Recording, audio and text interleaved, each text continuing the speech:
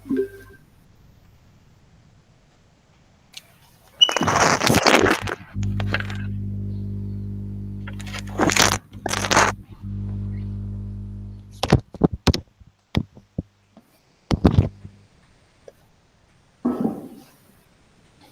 sore Ibu-Ibu, apakah suara saya bisa didengar dengan jelas?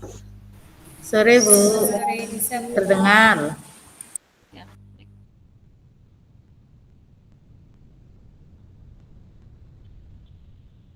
Kurang Bu Yuanita ya, Bu Yohana ya.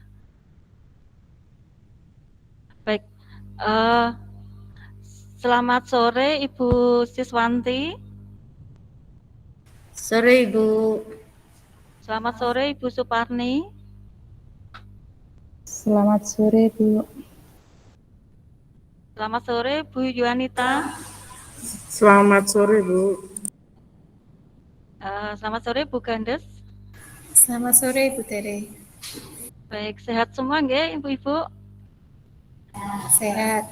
Terima kasih sudah kerso menghadiri pertemuan virtual kita kali ini, yaitu pada kegiatan diseminasi budaya positif. Baik, sebelum kegiatan diseminasi ini kita mulai, marilah kita menundukkan kepala terlebih dahulu, kita berdoa memohon kehadirat Tuhan supaya acara ini bisa berjalan dengan lancar. Berdoa, mulai.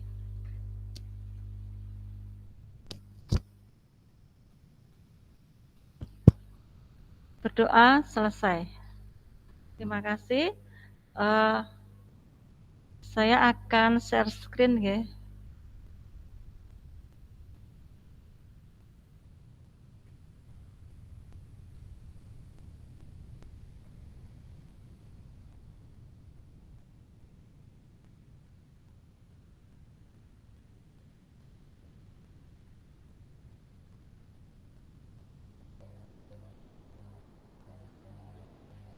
Ya.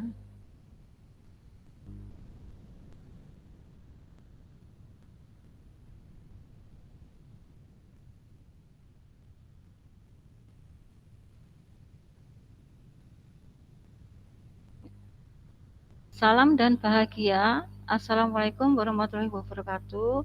Shalom, damai sejahtera untuk kita semua di ruang virtual ini.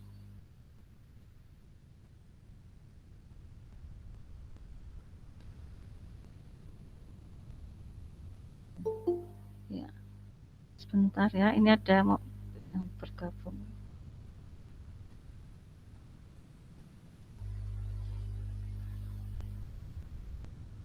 Ya. Selamat sore Bu Yohana.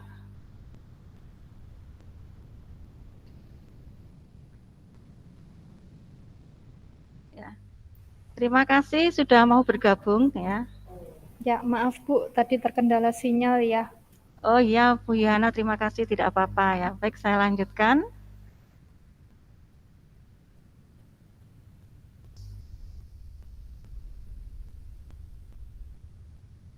Baik, kali ini saya akan diseminasi tentang aksi nyata budaya positif.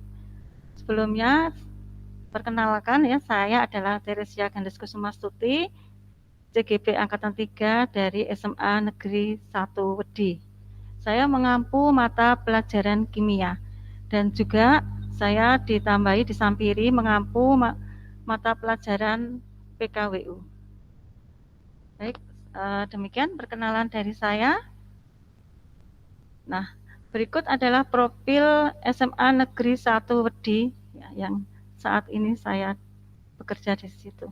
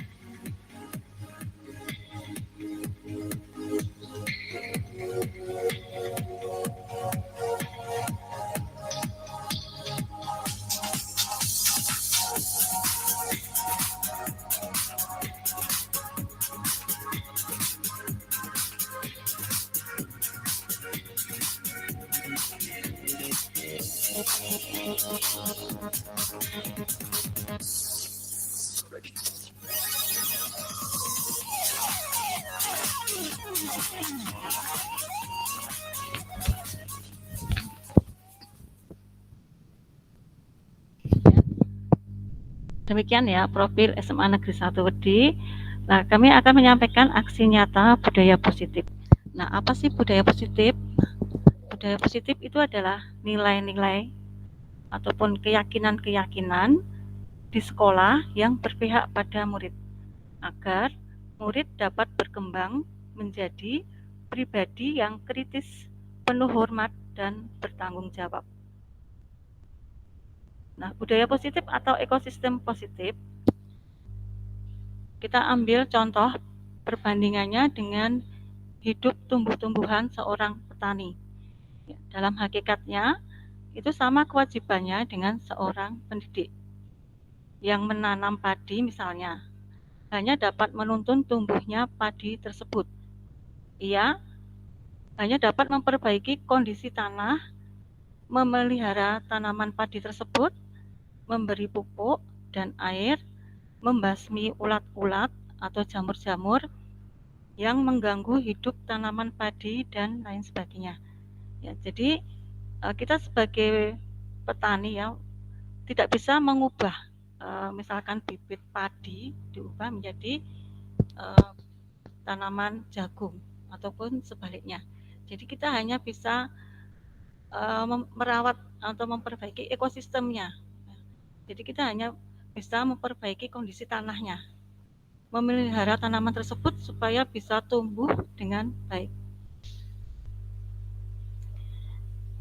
Nah, jadi seperti halnya petani, guru hanya bisa mengontrol ekosistemnya, yaitu dengan menciptakan lingkungan positif, lingkungan yang menyenangkan, aman, dan nyaman, di mana karakter murid dapat tumbuh dengan baik, dan murid dapat menerima dan menyerap pembelajaran dengan baik.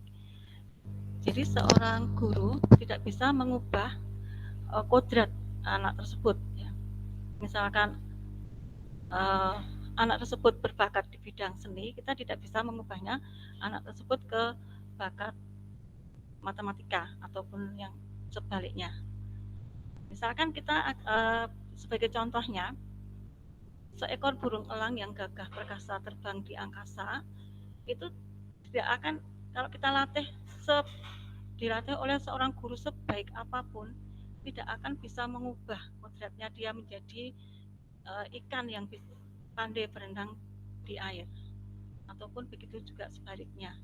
Jadi kita hanya bisa menjaga ekosistem lingkungan ini supaya anak didik kita berkembang sesuai dengan kodratnya. Dengan lingkungan positif akan tercipta budaya positif. Nah, untuk membangun budaya positif dibutuhkan perubahan paradigma. Nah, perubahan paradigma teori kontrol atau ilusi kontrol, yaitu contohnya adalah ilusi guru mengontrol murid. Kemudian ilusi bahwa kritik dan membuat orang merasa bersalah dapat menguatkan karakter. Ilusi bahwa semua penguatan positif, efektif, dan bermanfaat. Ilusi bahwa orang dewasa memiliki hak untuk memaksa. Nah, bisakah kita mengontrol seseorang? Maka ini perubahan paradigma dari stimulus respon ke teori kontrol. Stimulus respon, kita mencoba mengubah orang agar berpandangan sama dengan kita. Teori kontrolnya, kita berusaha memahami pandangan orang lain tentang dunia. Kemudian, perilaku buruk dilihat sebagai suatu kesalahan. Teori kontrolnya, semua perilaku memiliki tujuan. Kemudian stimulus respon, orang lain bisa mengontrol saya. Teori kontrolnya hanya Anda yang bisa mengontrol diri Anda sendiri. Stimulus respon, saya bisa mengontrol orang lain. Teori kontrolnya, Anda tidak bisa mengontrol orang lain. Kemudian pemaksaan ada pada saat bujukan gagal. Teori kontrolnya, kolaborasi dan konsensus menciptakan pilihan-pilihan baru. Dan stimulus respon, model berpikir menang kalah, ini diubah menjadi teori kontrol, model berpikir menang-menang atau win-win solution. Nah, aksi nyata yang kami lakukan yaitu pada judul modul budaya positif, nama peserta Teresia Gandes Kusumastuti. Kami mengambil dari visi SMA Negeri 1 Wedi, yaitu terwujudnya lulusan yang beriman dan bertakwa, beretika lingkungan, unggul dalam prestasi, dan berdaya saing global. Dan kami mempunyai yel-yel yaitu Semandika. Semandika itu singkatan dari SMA Negeri 1 Wedi Klaten. Nah, yel-yelnya Semandika, kemudian nanti peserta didik menjawab disiplin, integritas, kompetitif, agamis. Nah, ini yang nilai-nilai ataupun karakter yang kami harapkan dimiliki oleh peserta didik kami. Nah, di dalam aksi nyata ini kami mengambil yang beretika lingkungan, mengambil yang beretika lingkungan dengan latar belakang salah satu budaya positif yang selama ini telah kami terapkan adalah terwujudnya insan yang beretika lingkungan, yaitu sesuai visi sekolah saya. Selama ini budaya positif tersebut sudah berlangsung dengan baik. Namun dengan adanya pandemi COVID-19, di mana murid belajar dari rumah selama setahun lebih, dan saat ini telah dilakukan PTM atau pembelajaran tatap muka tapi masih terbatas, maka kita tumbuhkan lagi budaya positif tersebut supaya tercipta lingkungan yang positif, menyenangkan, aman, dan nyaman, sehingga murid mampu menerima dan menyerap pembelajaran dengan baik. Nah, ini beberapa dokumen ya, gambar sebelum pandemi, di mana peserta didik kami sudah melakukan budaya positif, yaitu membuang sampah pada tempatnya. Di sini sampah itu kami pilah, yaitu ada sampah kertas, kemudian sampah plastik, dan sampah daun. Nah, di sini peserta didik sudah melakukan sudah mempunyai karakter etika lingkungan, yaitu dengan membuang sampah pada tempatnya sesuai dengan jenis-jenis sampahnya. Kemudian di sekolah kami hari Jumat itu ada Jumat bersih, di mana kami warga sekolah, ya, baik siswa maupun guru maupun tenaga kependidikan, bahkan Bapak Kepala Sekolah, melakukan gotong royong membersihkan lingkungan sekolah kami. Nah, ini adalah gambar peserta didik kami melakukan Jumat bersih, yaitu membersihkan halaman di depan kelasnya. Nah, ini adalah gambar Bapak Kepala Sekolah yang menggunakan kaos merah, ya, bergotong royong dengan tenaga kependidikan, ya, melakukan kebersihan di halaman depan sekolah. Dan tidak mau kalah, ini para guru juga melakukan kegiatan gotong royong Jumat bersih, membersihkan halaman sekolah. Jadi di sekolahan kami sebelum pandemi itu memiliki jadwal, ada Jumat sehat juga ya, selain Jumat bersih ada Jumat sehat, di mana Jumat sehat ini seluruh warga sekolah melakukan jalan sehat ya, mengelilingi sekitar sekolahan kami. Kemudian ada Jumat religi, yaitu di mana yang agama Islam itu sholat duha bersama-sama di musola sekolahan kami. Kemudian yang beragama Kristen maupun Katolik maupun Hindu itu melakukan kegiatan persekutuan doa yang dibina atau dibimbing oleh Bapak Ibu guru masing-masing. Dan ada juga Jumat hijau, di mana Jumat hijau ini kami merawat tanam-tanaman, membersihkan rumput-rumput, kemudian juga menyirami tanaman, ya, memotong tanaman yang tidak rapi. Nah itu juga sudah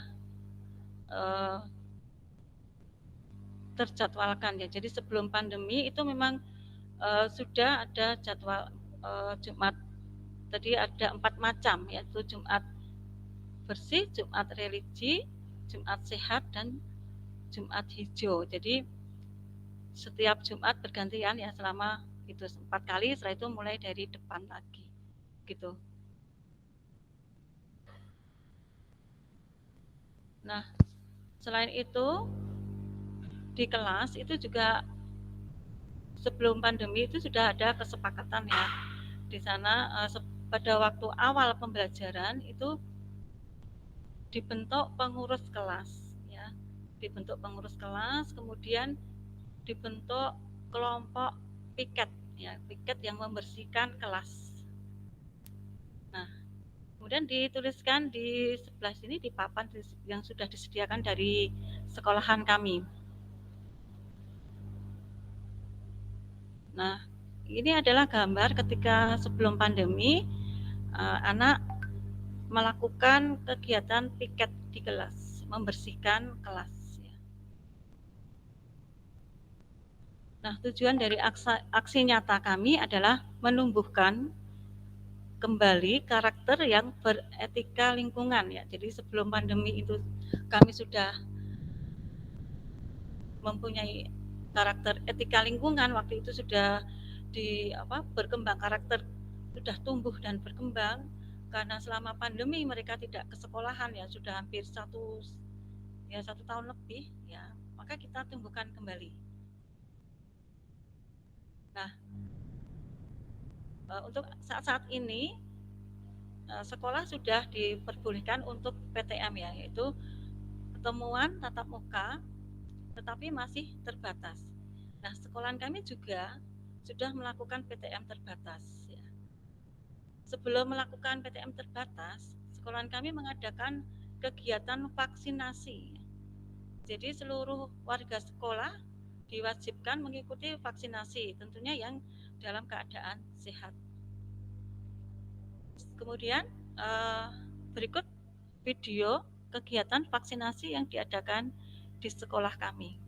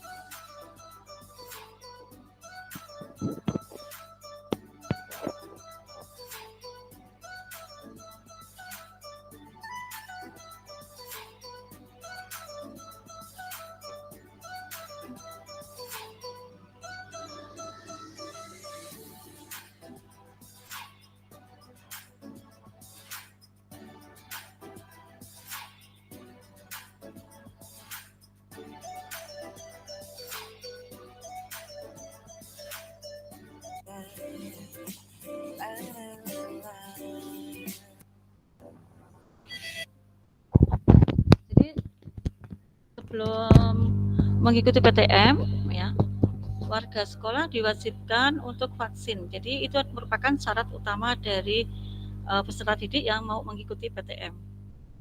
Kemudian sebelum PTM, kami pun juga membuat video simulasi PTM. Jadi video tersebut kami share ke peserta didik kami, ya, supaya mereka tahu apa yang harus mereka lakukan dan apa saja yang harus mereka bawa dan mereka kenakan. Berikut video simulasi PTM.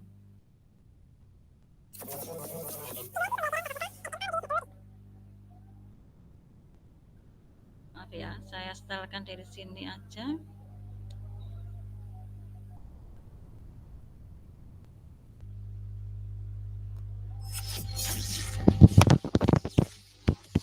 Simulasi pembelajaran tatap muka SMA Negeri 1 Wedi.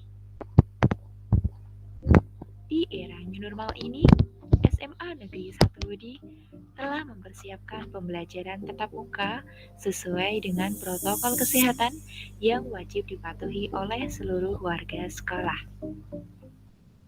Langkah pertama, sebelum memasuki sekolah, siswa diharapkan untuk mempersiapkan diri sebelum berangkat ke sekolah dengan memakai masker, face shield, dan membawa hand sanitizer. Siswa yang diantar orang tuanya ke sekolah wajib berhenti di depan pintu gerbang sekolah.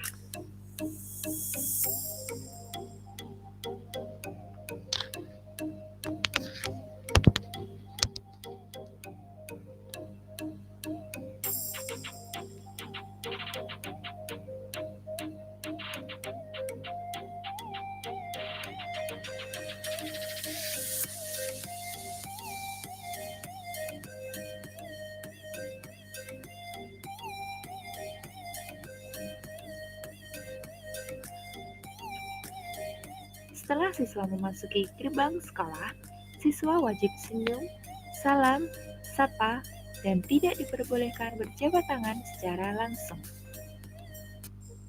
Siswa melakukan pengecekan suhu terlebih dahulu untuk mengetahui suhu tubuh siswa di bawah 37 derajat Celcius.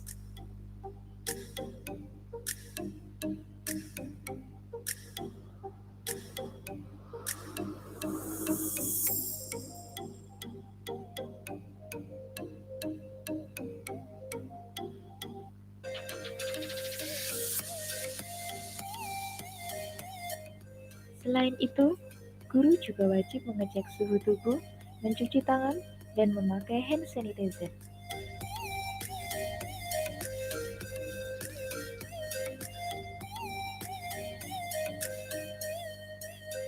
Bagi siswa yang memiliki suhu tubuh di atas 37 derajat Celcius, siswa segera diarahkan menuju ke ruang isolasi sampai kondisi sehat kembali. Atau siswa diperbolehkan pulang dengan dijemput orang tuanya untuk istirahat di rumah. Bagi siswa yang bersuhu tubuh normal akan diarahkan untuk mencuci tangan terlebih dahulu sebelum menuju ke ruang.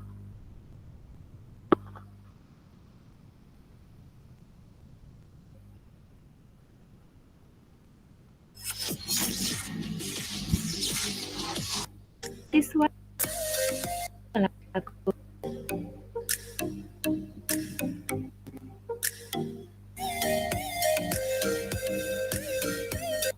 untuk istirahat di rumah.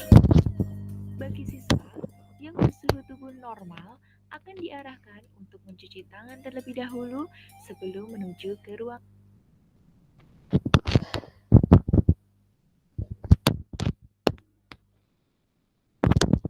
Baik ya, begitu. Jadi setelah melakukan cuci tangan, kemudian peserta didik menuju ke kelasnya masing-masing. Nah, di kelas peserta didik tidak boleh berkerumun, jadi langsung duduk di sebelah tempat duduk paling belakang, ya, paling belakang sendiri. Setelah itu baru yang berikutnya yang ke depan begitu seterusnya. Nah, kemudian pada waktu pembelajaran pun siswa dilarang untuk saling meminjam alat tulis, ya. Dan Bapak Ibu guru yang mengajar di kelas tidak diperkenankan untuk mendekati siswa atau menuju ke belakang mendekati tempat duduk siswa. Ya. Begitu ya. Baik, saya lanjutkan saja ya.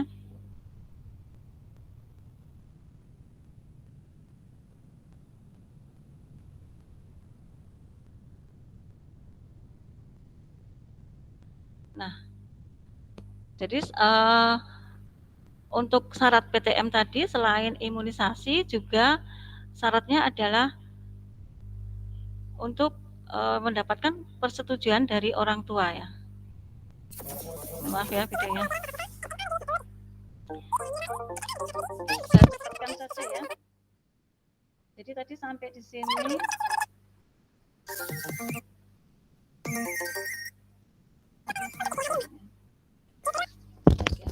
Sini ya. Nah, sebelum pembelajaran dimulai awal pertemuan PTM itu kami membuat keyakinan kelas. Nah, apa sih keyakinan kelas ya?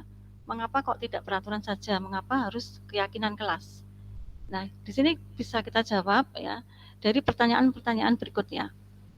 Mengapa kita memiliki peraturan harus menggunakan helm bila mengendarai kendaraan roda 2? Nah, di sini bisa saja dijawab ya, karena yang pertama adalah untuk keselamatan. Nah, ya. Jadi ini untuk keselamatan ataupun untuk melindungi kepala ya dari apabila terjadi kecelakaan ya, ataupun juga untuk supaya tidak di stop Pak polisi ya. Nah, itu kan jawaban yang bisa diberikan. Nah, dari jawaban ini kan bisa kita tarik kesimpulan keyakinan apa yang bisa kita gunakan, yaitu untuk keselamatan.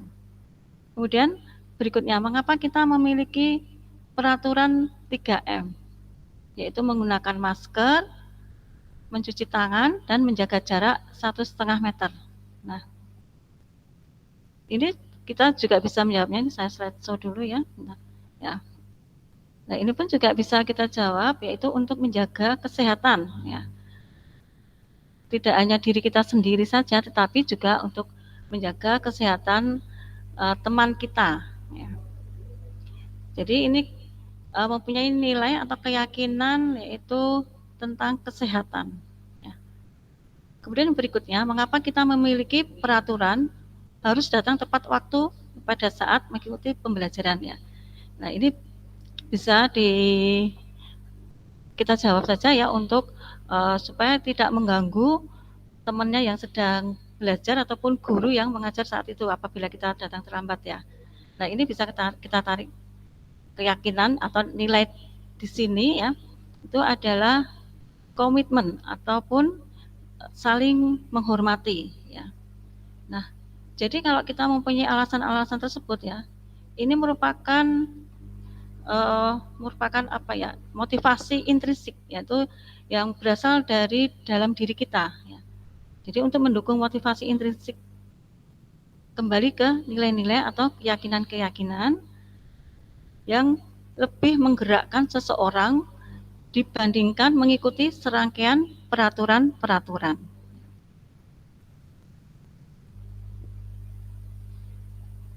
Saya lanjutkan. Nah, di awal pembelajaran PTM ya, kami melakukan membuat keyakinan kelas ya. Di sini para peserta didik berperan aktif ya di dalam membuat keyakinan kelas ya. Ini bisa kita lihat dari anaknya ini aktif ya, mengusulkan ya, yaitu yang diusulkan kami catat di sini yaitu selalu menggunakan masker ya. Kemudian jaga jarak, rajin mencuci tangan atau menggunakan hand sanitizer, saling menghormati, saling membantu, saling sapa, menjaga kebersihan kelas, bertanggung jawab ya, baik itu menyelesaikan tugas ya maupun dalam apabila meminjam barang teman ya, jadi langsung dikembalikan gitu ya, untuk membuat keyakinan kelas ini tadi ya. Selanjutnya aksi nyata kami tolok ukurnya adalah satu, oh ya maaf ya, tolok ukurnya adalah murid membiasakan dirinya menaati prokes, yaitu menggunakan masker, cuci tangan dengan sabun, menggunakan atau bisa juga menggunakan hand sanitizer, dan selalu menjaga jarak. Yang kedua, murid membiasakan diri membuang sampah pada tempatnya sesuai dengan klasifikasinya. Ya, sampah plastik dibuang di tempat sampah khusus plastik, kemudian sampah daun juga di tempat sampah khusus daun, dan sampah kertas juga di tempat sampah khusus kertas. Nah, ini tempat sampah juga sudah kami klasifikasikan. Ya. Yang ketiga adalah membuat jadwal piket kelas. Yang keempat, melaksanakan piket kelas sesuai jadwal.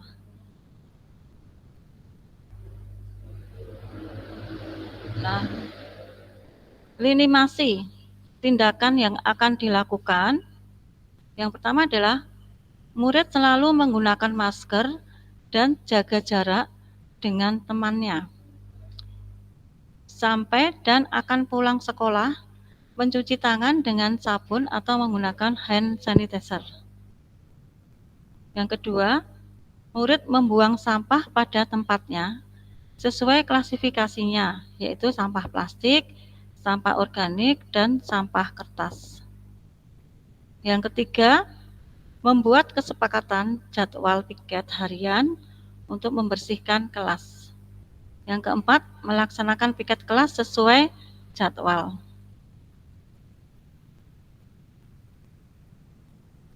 Nah, dukungan yang dibutuhkan adalah dari semua warga sekolah, yaitu murid, terutama murid ya, dia sebagai yang melakukan keyakinan kelas ataupun aksi nyata, kemudian kepala sekolah, teman sejawat, sarpras, dan orang tua. Ya.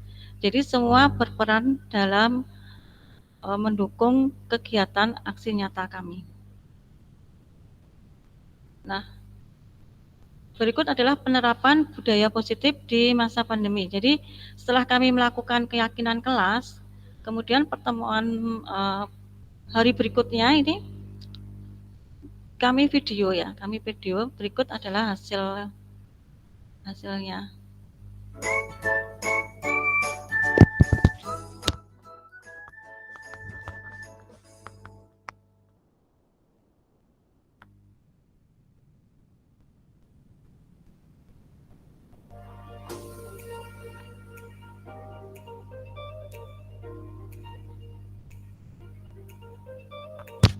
Ini anak kelas 10 ya, masih ada beberapa yang pakai seragam SMP ya, karena mereka belum mempunyai seragam SMA.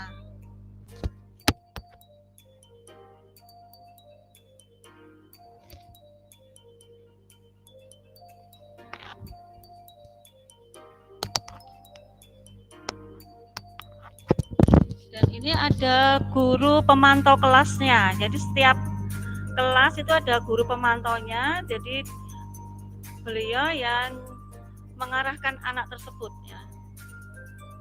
Jadi pertama langsung duduk di paling belakang ya, yang datang lebih awal duduknya paling belakang.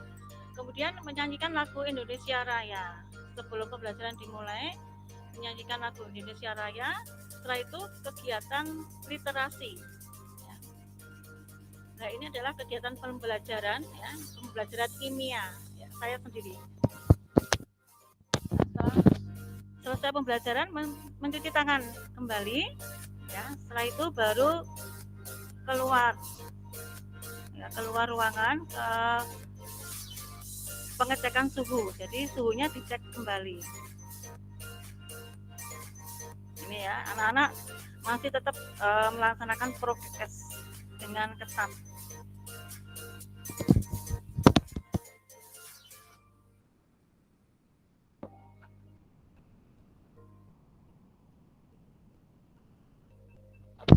setelah pembelajaran disemprot dengan disinfektan ya. Setelah kegiatan pembelajaran kemudian dipel ya.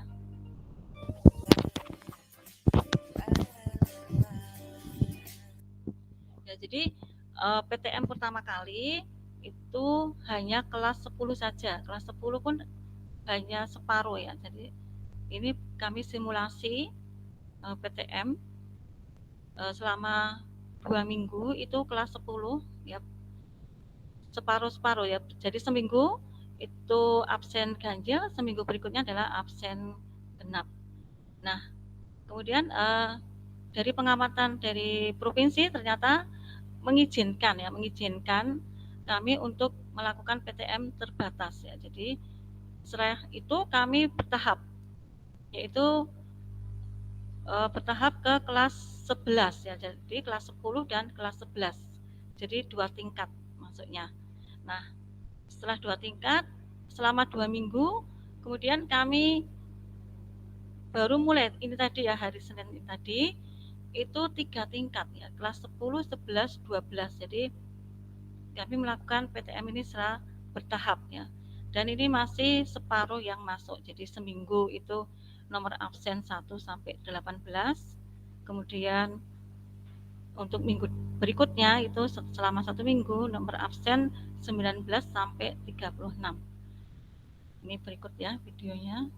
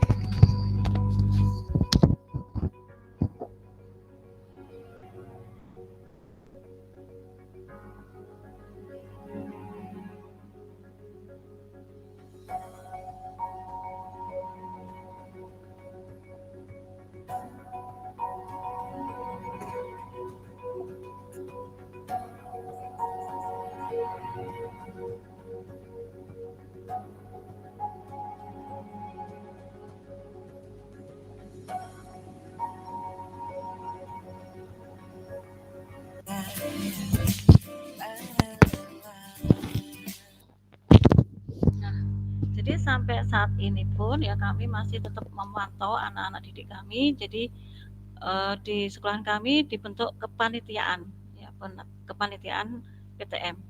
Jadi di tiap kelas ataupun di tiap lorong itu ada guru pemantaunya. Jadi beliau yang memantau pada waktu anak tersebut masuk ke kelas ataupun pulang ya. Jadi supaya tidak terjadi kerumunan dan memastikan anak-anak tersebut melakukan prokes ya, yaitu mencuci tangan dengan benar. Nah sampai saat ini masih terus tetap kita pantau ya. Jadi kami belum berani untuk melepaskan ya. Jadi memang harus greteh ya untuk menunggui anak-anak tersebut. Nah, penerapan budaya positif yang telah saya lakukan selain yang telah saya paparkan tadi adalah menerapkan restitusi di kelas atau sekolah kami ya. Jadi selain itu kami melakukan restitusi di sekolah kami. Nah, apa sih restitusi? Restitusi adalah proses menciptakan kondisi bagi murid untuk memperbaiki kesalahan mereka sehingga mereka bisa kembali pada kelompok mereka dengan karakter yang lebih kuat. Ya, ini dikemukakan oleh Gosen tahun 2004. Nah, ciri-ciri dari restitusi adalah yang pertama itu adalah restitusi menuntun untuk melihat ke dalam diri. Kemudian ciri yang kedua, bukan untuk menebus kesalahan, namun untuk belajar dari kesalahan. Yang ketiga, memperbaiki hubungan. Yang keempat, tawaran bukan paksaan. Yang kelima, restitusi, mencari kebutuhan dasar yang mendasari tindakan. Yang keenam, restitusi diri adalah cara yang paling baik. Yang ketujuh, restitusi fokus pada karakter, bukan tindakan. Yang kedelapan, restitusi fokus pada solusi. Yang kesembilan, restitusi mengembalikan murid yang berbuat salah pada kelompoknya. Dan yang tidak kalah pentingnya, ciri restitusi itu adalah semua pihak dimenangkan ya. Jadi tidak ada yang kalah ya. Jadi ini merupakan metode menang-menang atau win-win solution ya.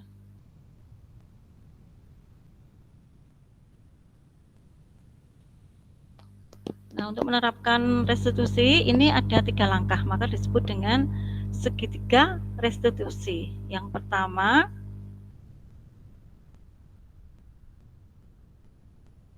adalah menstabilkan identitas ya. Di sini bisa dilakukan dengan sebuah pertanyaan, yaitu setiap ataupun sebuah pernyataan ya. Setiap orang pasti akan pernah melakukan kesalahan.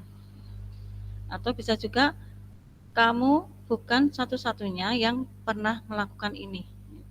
Ya, ini adalah kegiatan untuk menstabilkan identitas. Tahap berikutnya adalah validasi tindakan yang salah. Validasi tindakan yang salah, ini kamu tentu punya alasan mengapa melakukan itu.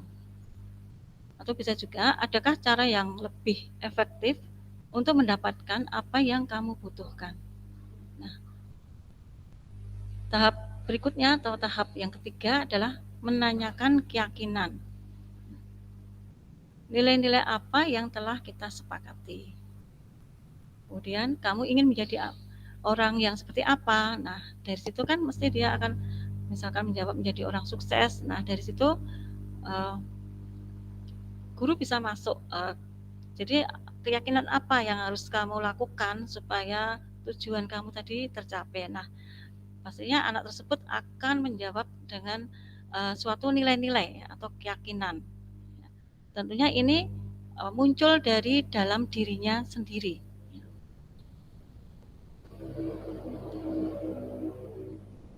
Nah, kemudian guru diharapkan ya, di sini ada 5 posisi kontrol ya. Guru diharapkan menduduki posisi sebagai manajer, di mana ya, bentar ya.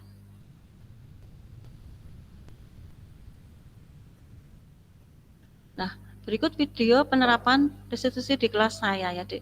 Jadi di sini itu ada 2 kasus ya. Yang kasus yang pertama itu anak tidak fokus di dalam mengikuti pembelajaran ya, karena setelah kami lakukan restitusi, kami mengetahui ternyata anak ini mempunyai masalah yang cukup berat ternyata, yang dia pendam sendiri, di mana keluarganya itu orang tuanya itu cerai ya. Jadi anak ini sangat sedih sekali, sampai kepikiran dalam pembelajaran pun dia tidak fokus, sampai tidak mengerjakan tugas-tugasnya ya. Nah, kemudian juga kasus yang kedua itu ada 2 anak yang datang terlambat ya.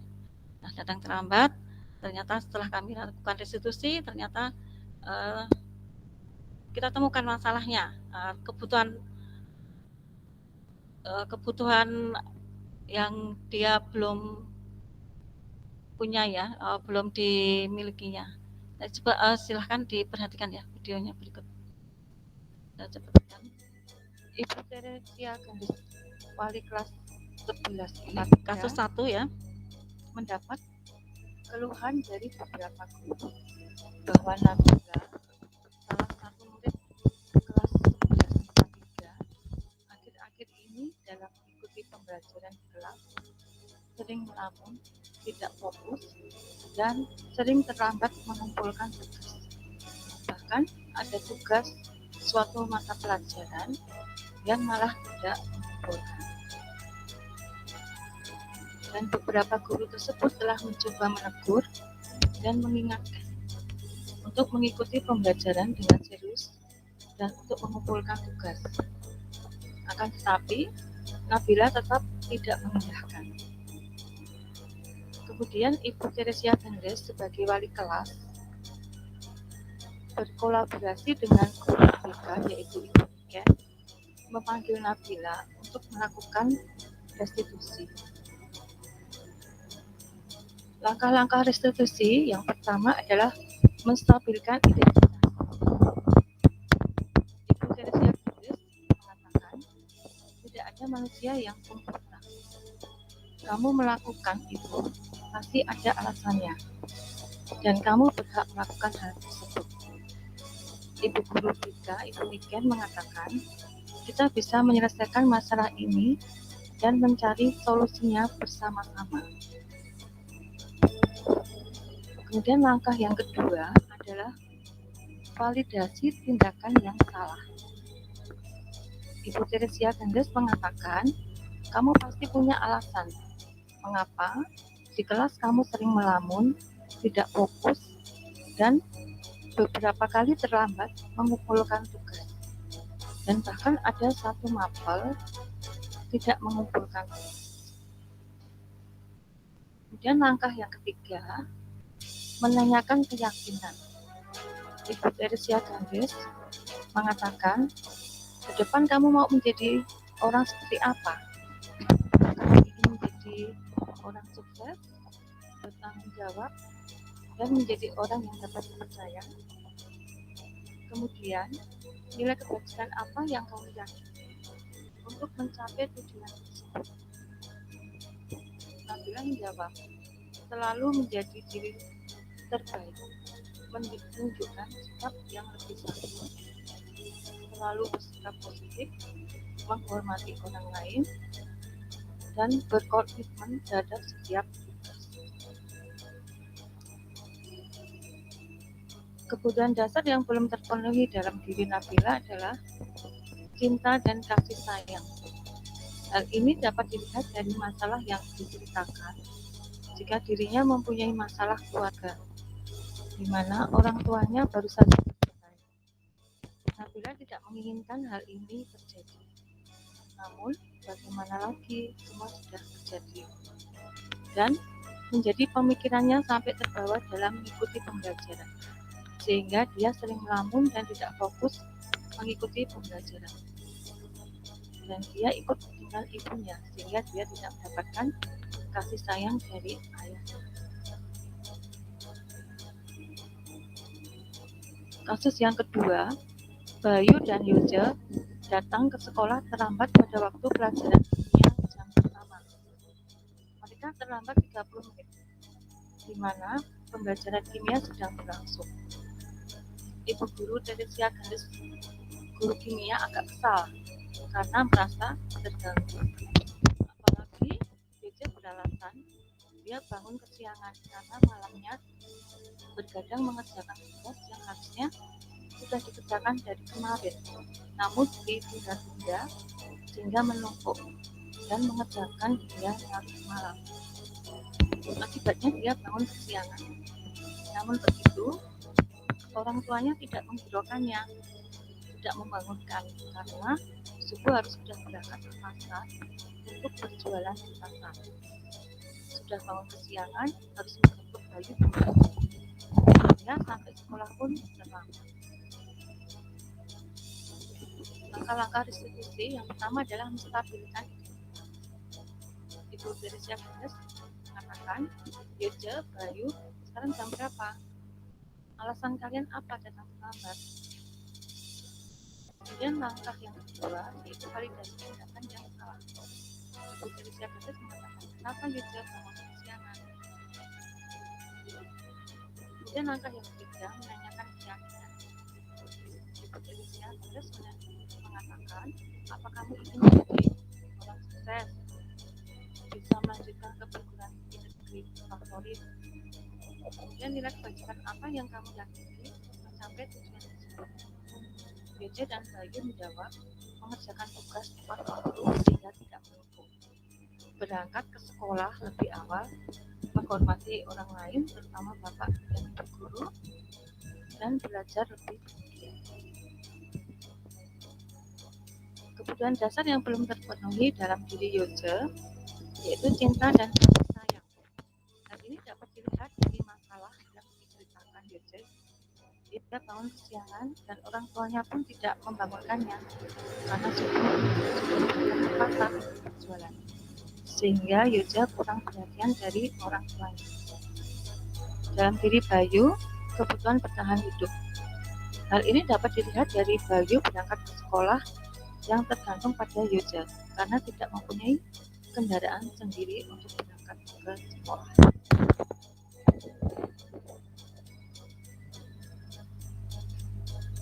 Nah, berikut video restitusinya.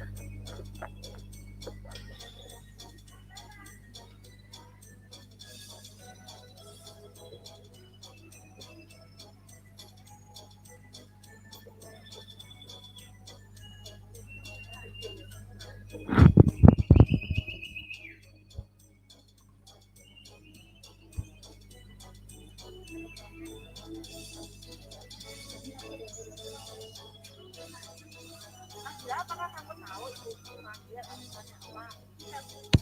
Ini ya, jadi ibu itu dapat laporan mengatakan kalau kamu di kelas sekarang kok akhir-akhir ini tidak melamun, kemudian tidak fokus untuk pembelajaran, tugas-tugasnya kirimnya terlambat, dan ada mapel, beberapa mapel yang bilang kalau kamu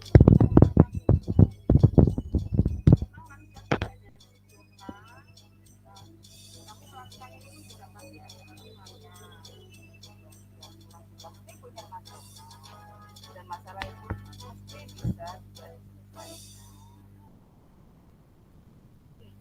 sekarang mau tanya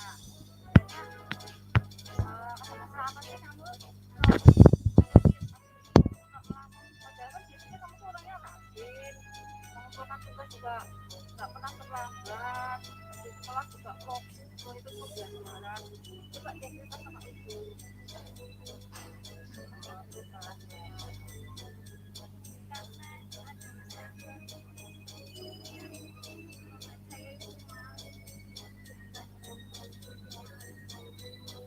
Ya memang apa ya, pasti kan orang yang mesti ada orang mesti ada masalah, tapi mesti kita bisa menyelesaikan dia ya, insya Allah kan.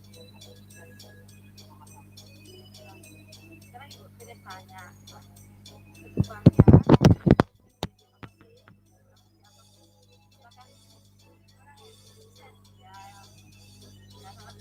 yang sukses.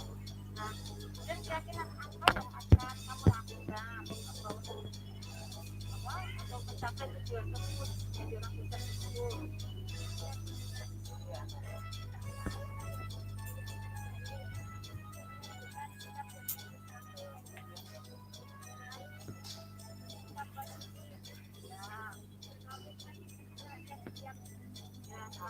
Bagus sekali ya, kemudian ya. Jadi, nah, sanggup nggak kamu lakukan untuk berikutnya?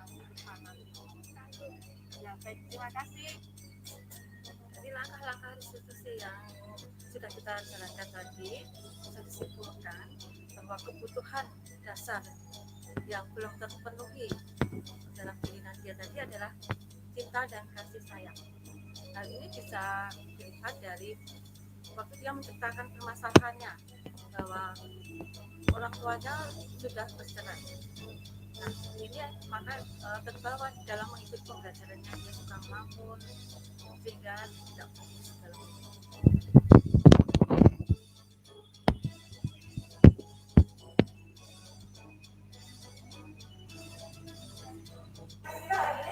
belajar tentang kalori faktor ya, anak. Jadi untuk penentuan kaloriasi itu bisa dengan menggunakan cara. Ini adalah kasus yang kedua ya. Kemudian dari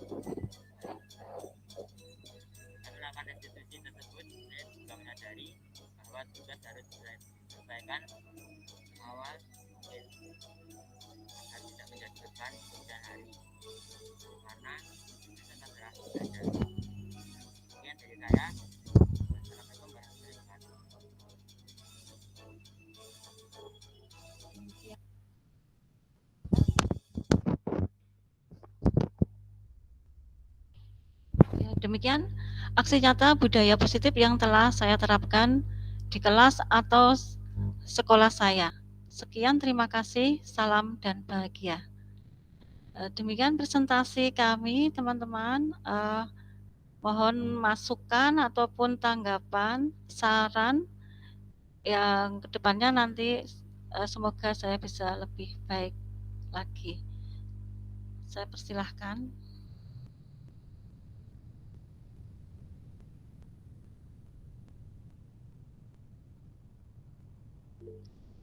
Silakan Bu Yohana. Baik, terima kasih Bu. Ini untuk pelaksanaan budaya positif, tadi dari pemaparan Ibu sangat lengkap, bagus sekali. Dari penjelasan-penjelasannya juga video-video yang ditampilkan juga sudah sangat baik. Nah, untuk kedepannya apakah ada untuk perbaikan-perbaikan yang masih diperlukan untuk keberlanjutan program yang saat ini sudah diterapkan di sekolah Ibu? Terima kasih.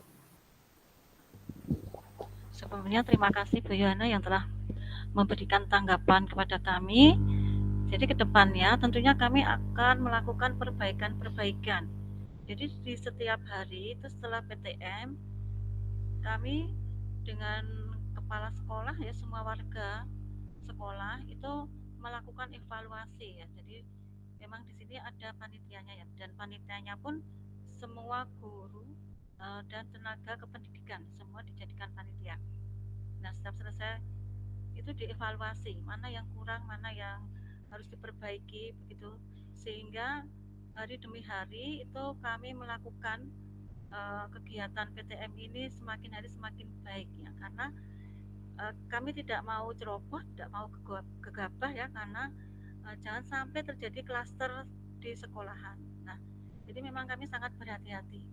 Jadi kami kedepannya akan tetap selalu greget kepada anak-anak untuk selalu mengingatkan untuk prokes ya. Kemudian di tiap lorong kelas ya, biasanya ini sudah dikurangi ya, biasanya di tiap kelas itu ada guru pemantau. Ini di tiap lorong ya, tiap lorong itu ada sekitar 3 kelas, itu ada guru pemantaunya 1. Jadi tetap selalu mengingatkan anak-anak tersebut untuk selalu menjaga prokes ya. Demikian Bu Yohana. Terima kasih, Bu. Monggo selanjutnya ada lagi Bu Yuanita. Silahkan Bu Yuanita. Ya, terima kasih Bu Tere. Yang saya ingin tanyakan,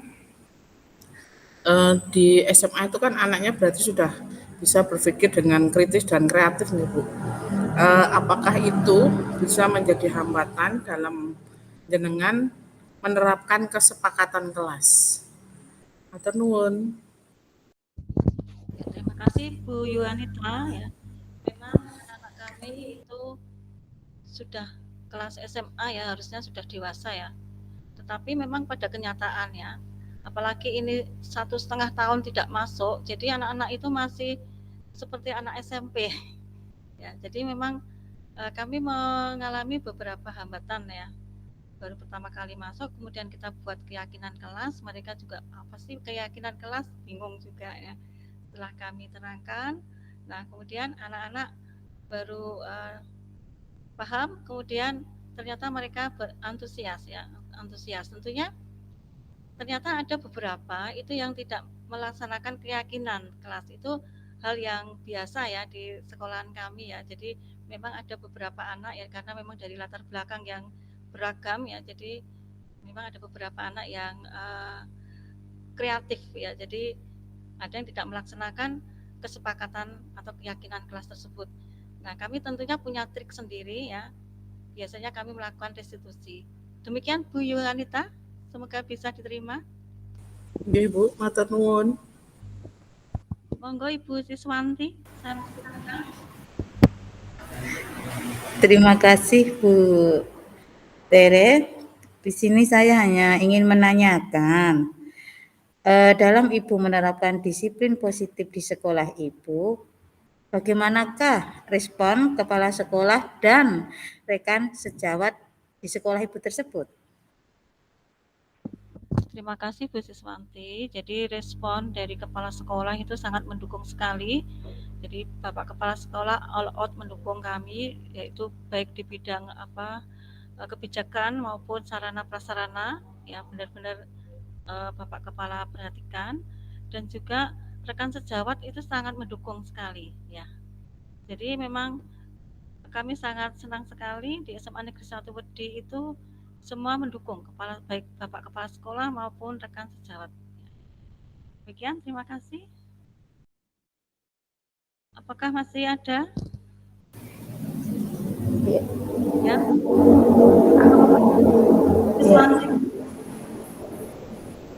Saya Bu Tere. Oh ya, Bu Suparni dulu ya, Bu Kandes nggih. Monggo Bu Suparni. Ya, terima kasih dari tadi paparan yang Bu Tere sampaikan. Saya sangat tertarik sekali dengan video-videonya, Bu. Sangat menarik sekali, sangat kreatif sekali. Di sini pada saat Bu Tere menyampaikan rumusan daripada keyakinan kelas itu pasti anak-anak itu kan baru pertama kali melakukan kegiatan tersebut. Perasaan siswa itu bagaimana, Bu? Itu aja. Terima kasih. Terima kasih Bu Suparni. Jadi anak tersebut memang awalnya itu tidak paham apa sih keyakinan kelas ya. Jadi mereka itu bertanya-tanya. Nah, setelah dijelaskan mereka ternyata antusias ya. Jadi setelah kami berikan pemaparan, kemudian apa sih keyakinan kelas ya. Nah, mereka antusias memberikan tanggapan-tanggapan ya, sangat banyak sekali. Dan mereka sangat bersemangat sekali dan sangat senang. Gitu. Terima kasih. Yang terakhir ini Bu Gandes ya. Ya, terima kasih Bu Tere. Saya tadi menyimak presentasinya Bu Tere, ini sangat luar biasa ya, telah berhasil untuk menerapkan aksi nyata penerapan budaya positif di sekolah. Kalau saya penasaran, kira-kira faktor apa Bu yang mungkin bisa membuat keberhasilan di SMA Wudi 1 ini bisa sangat berhasil dengan penerapan budaya positifnya. Jadi untuk faktor-faktornya Bu Tere, demikian, terima kasih. Ya, terima kasih Bu Gandes. Jadi faktor-faktornya itu adalah sangat banyak sekali ya, menjadi berbagai faktor. Jadi dari faktor anak tersebut ya, anak tersebut dalam menyampaikan keyakinan tersebut sangat antusias. Tetapi tidak semuanya ya, tidak semuanya aktif ya, masih ada beberapa ya. Jadi hanya beberapa saja yang kurang aktif. Dan ini memang sebagai tantangan kami ya, sebagai seorang guru ya, tentunya akan untuk mengatasi hal tersebut. Kemudian selain faktor murid ada faktor Bapak Kepala Sekolah. Nah, ternyata Bapak Kepala Sekolah itu sangat mendukung kegiatan kami. Dan faktor yang berikutnya adalah rekan atau teman sejawat. Nah, guru-guru di sekolahan kami itu sangat mendukung ya dengan kegiatan-kegiatan tersebut. Jadi sangat membantu sekali bagi saya ya. Jadi memang sangat mendukung ya, mendukung untuk melaksanakan kegiatan aksi nyata tersebut. Jadi semua faktor kebanyakan mendukung kami. Begitu Bu Gandes, terima kasih. Ya, terima kasih Bu Tere. Baik, teman-teman, demikian kegiatan diseminasi aksi nyata yang telah kami lakukan. Terima kasih sudah meluangkan waktu, sudah mau bergabung di ruang virtual ini. Sebelum kita akhiri kegiatan ini, mari kita berdoa sesuai dengan agama dan kepercayaan kita masing-masing. Ya, nanti setelah berdoa kita foto bersama ya. Baik, berdoa mulai.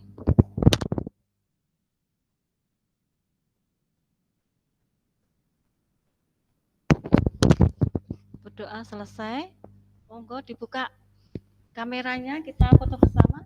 Tolong Bu Yohana, biasanya yang suka moto ya.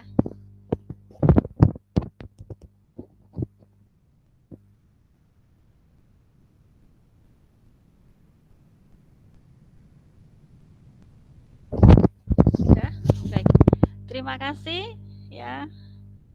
Selamat berjumpa kembali di ruang yang lain. Ya, terima kasih Bu Tere. Terima kasih Bu.